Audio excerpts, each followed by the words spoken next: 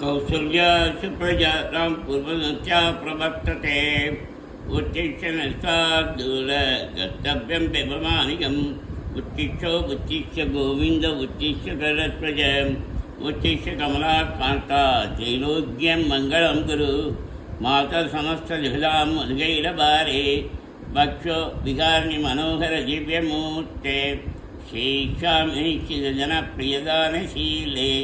श्रीवेङ्कटेशतैले तव सुप्रभातम्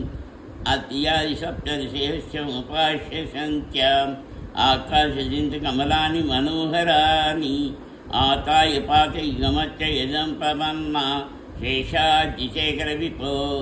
तव सुप्रभातम्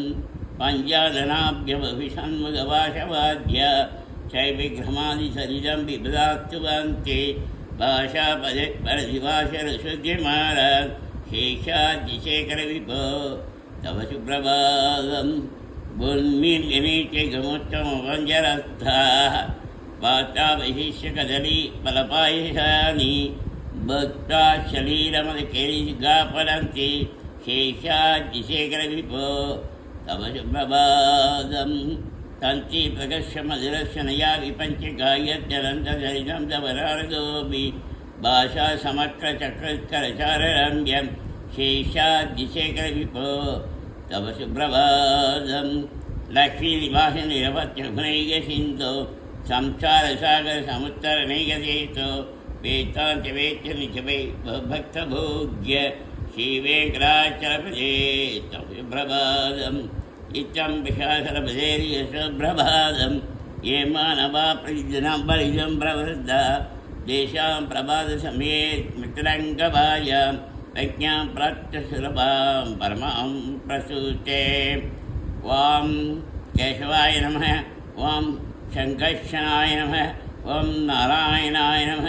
वां बहुदेवाय नमः वां माधवाय नमः वां पश्चिमनाय नमः वां गोविन्दाय नमः वां अनिरुद्धाय नमः वां विष्णवे नमः वां मधुसूदनाय नमः वां मधुक्षदाय नमः वां त्रिविक्रमाय नमः वां लक्ष्मीनरसिंहाय नमः वां वामनाय नमः वां शीतलाय नमः वां जनार्दनाय नमः वां श्रीकेशाय नमः वां भेन्द्राय नमः वां भद्रनाभाय नमः वां हर्ये नमः वां दामोदराय नमः वां श्रीकृष्णाय नमः ओं नमो वेङ्कटेशाय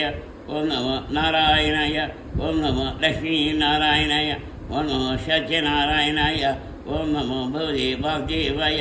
ओं क्लीं शिष्याय नमः हरे राम हरे राम।